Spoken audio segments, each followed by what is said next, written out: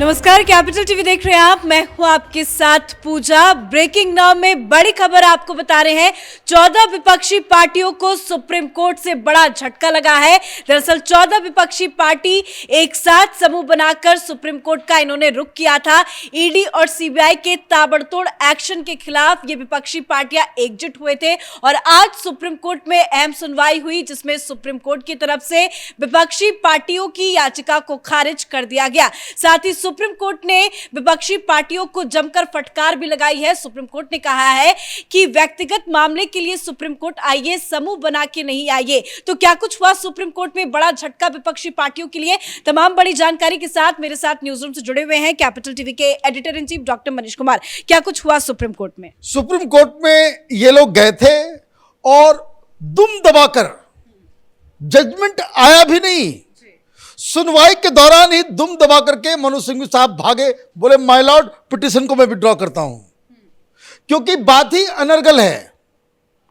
जो तमाम विपक्षी पार्टियां और 14 कैपिटल टीवी के दर्शक इस बात के लिए एग्री करेंगे। हम लोग लगातार कम से कम 10-15 प्रोग्राम हम लोगों ने इस मुद्दे पे बनाया कि ईडी और सीबीआई के क्या गलत इस्तेमाल हो रहा है, क्या नेताओं को अरेस्ट होना चाहिए, नहीं होना चाहिए। मनीष सिसोदिया हो, चाहे वो ममता बनर्जी के दाहिने बाएं हाथ अनुव्रत मंडल, केस्टो, या फिर पार्थो चटर्जी, ये सत्येंद्र जैन, ये पुलिस वालों से उगाही कराने वाला अनिल देशमुख, इन लोगों को छोड़ दिया जाए क्या भाई? इन लोगों को जेल में रखा जाए। ये 14 विपक्षी पार्टियां अपने अपने चोर नेताओं को बचाने के लिए सुप्रीम कोर्ट का दरवाजा खटखटा रहे थे, डेमोक्रेसी का दुहाई दे रहे थे। वो ये कह रहे थे कि माय लॉर्ड, अगर सारे पॉलिटिकल लीडर्स जेल के अंदर चले जाएंगे तो डेमोक्रेसी बचेगी कैसे?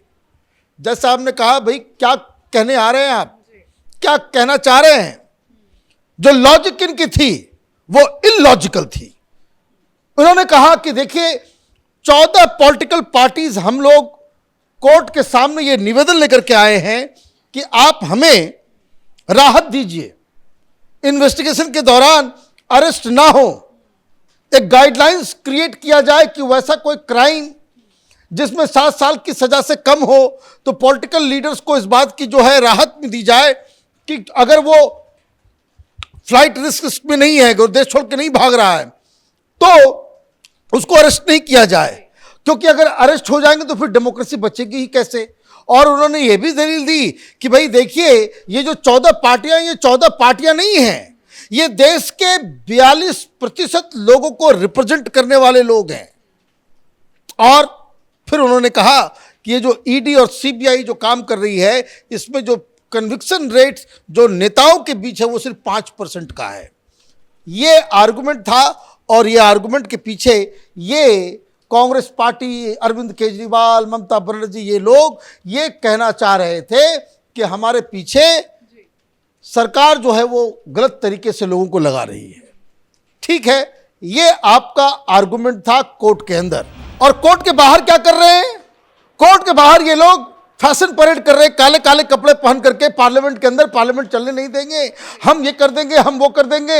ईडी और सीबीआई का गलत इस्तेमाल हो रहा है। पूरी दुनिया में जा करके आप ये कह रहे हो कि एजेंसीज का गलत इस्तेमाल हो रहा है। ये सेफ डेमोक्रेसी, सेफ डेमोक्रेसी। लेकिन चाह क्या रहे थे कोर्ट के अंदर? कि हमें चोरी करने की पूरी आज़ादी दे दी जाए। ठीक, जज साहब ने पूछा कि मनोज सिंघवी साहब, आप ये बताइए, जो आप आर्गुमेंट लेकर के आ रहे हो कि भाई डाटा लेकर के आ रहे हो, सिर्फ नेताओं के बारे में बता रहे हो, और हम इस डाटा के चक्कर में आपको हम स्पेशल स्टेटस दे दें? भाई नेताओं, भाई उन्होंने, चीफ जस्टिस ने साफ साफ कहा कि भाई प्रेस है वो फ्रीडम ऑफ एक्सप्रेशन के तहत उनके लिए बहुत जरूरी है, लेकिन संविधान उनको स्पेशल ट्रीटमेंट नहीं देता। जो आर्टिकल 19 है उसी के तहत ही जो आम जनता को जो अधिकार है वही प्रेस वालों का भी है। भाई आपके पास ऐसा क्या है, हम आपको क्यों दें? अब आप कहते हो भाई डेमोक्रेसी की बात, जब आप आर्गुमेंट लेकर के आते हो कि सारे पॉलिटिकल लीडर्स और ये चले गए, वो चले गए, भाई ऐसा तो कोई प्रावधान नहीं है। तो फिर हम बेसिक स्ट्रक्चर्स ऑफ कॉन्स्टिट्यूशन जो है, जिसमें इक्वालिटी जो है बिफोर लॉ, इस पैरामाउंट है, वो बेसिक स्ट्रक्चर का मसला है, तो फिर हम आपको कैसे इस तरह की राहत दें? रही बात जो आप तमाम एक गाइडलाइंस पास कराने की बात कर रहे हो, ये तो हम कर ही नहीं सकते। आप ग्रुप में लेकर के आए हो, आप ऐसा चाह रहे हो कि हिंदुस्तान में फिर कोई नेता घूस खा ले, चोरी कर ले, हवाला का कांड करे, वो पैसे के साथ पकड़ा जाए, लेकिन अगर उन प्रावधानों में अगर 7 साल की सजा नहीं है या उससे ज्यादा नहीं है तो वो तो कभी अरेस्ट ही नहीं होगा। तो ये रियायत दूसरे लोगों को क्यों नहीं मिले? तो ये जज साहब के तेवर को देखते ही इनको समझ में आ गया कि भाई ये मामला खराब हो रहा है। अब कर रहे थे ये कोर्ट के अंदर और कोर्ट के बाहर राजनीति। आप देखिए, ये तो सब शातिर है। कोई कानून के साथ कोई राहत मांगने नहीं गए थे, ये राजनीति करने गए थे कि हम ये धौंस जमाएंगे कोर्ट के सामने कि हम 42% जनता की आवाज है, हमारे साथ अन्याय हो रहा है, डेमोक्रेसी खतरे में है। और इसमें जज साहब के मुंह से एक शब्द निकल गया होता, एक लाइन कि हां ये बात सही है कि ईडी और सीबीआई का गलत इस्तेमाल हो रहा है, तो ये जजमेंट वजमेंट नहीं लेने गए थे। ये एक जैसे कैसे कहते कि यूपीए के दौरान भाई केज्ड पैरेट है, जज साहब ने कह दिया था, वैसा ही एक जुमला ये चाह रहे थे कि ताकि फिर ये कहें कि ईडी और सीबीआई का गलत इस्तेमाल हो रहा है, गलत इस्तेमाल हो रहा है, गलत इस्तेमाल हो, सुप्रीम कोर्ट ने कह दिया। ये जस्टिफिकेशन। अब जज साहब इस तरह की कोई बात उन्होंने की नहीं। उन्होंने कहा कि भाई आपकी सारी बात सही है, मान भी लिया जाए। आप ये चाह रहे हो कि तमाम राजनीतिक दल के नेताओं को जो है आप चोरी करने की आजादी मांग रहे हो, ये तो हम नहीं कर सकते। हां, अगर किसी इंडिविजुअल केस के अंदर कोई जाति हो रही है, किसी व्यक्ति के अधिकार का हनन हो रहा है, ईडी और सीबीआई बिना किसी सबूत के उसको हरास कर रही है, तो आप हमारे पास आओ। लेकिन उसमें भी कोई नहीं गया। भाई आप तो पार्थ चटर्जी कोर्ट गए, राहत मिली? नहीं मिली।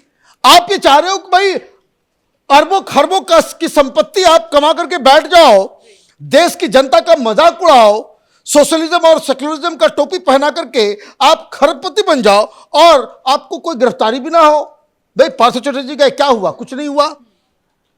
भाई अभी थोड़ी देर पहले Manish Sisodia bail petition ED के केस में यही सारे आर्गुमेंट्स, जज ने क्या कहा कि भाई सुनवाई करेंगे, अभी जेल में रहिए। अभी आप अनुव्रत मंडल जेल गया, अभी तक उसके खिलाफ, भाई आपके खिलाफ सबूत निकल रहे हैं, आप कैसे ये मांग कर सकते हो कि हम नेता हैं, विपक्ष में हैं?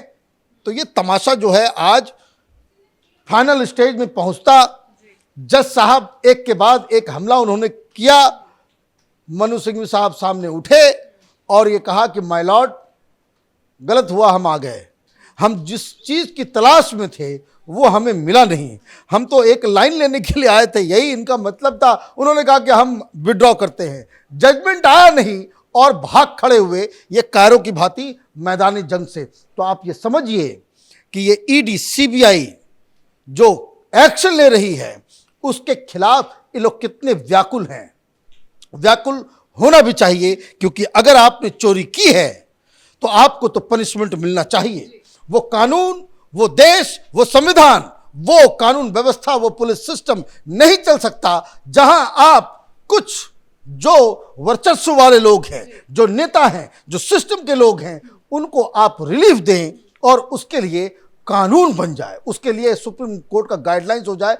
ऐसा किसी दुनिया के किसी मुल्क में नहीं हो सकता है, ना हिंदुस्तान में होगा। इन लोगों को अभी सलाखों के पीछे रहना होगा। कोई रियायत न दी गई है, न मिलेगी और देना भी नहीं चाहिए। और इस कांड के बाद से, सुप्रीम कोर्ट के इस फैसले से आप ये समझिए कि प्रधानमंत्री मोदी को, अमित शाह को एक लीड लेना चाहिए।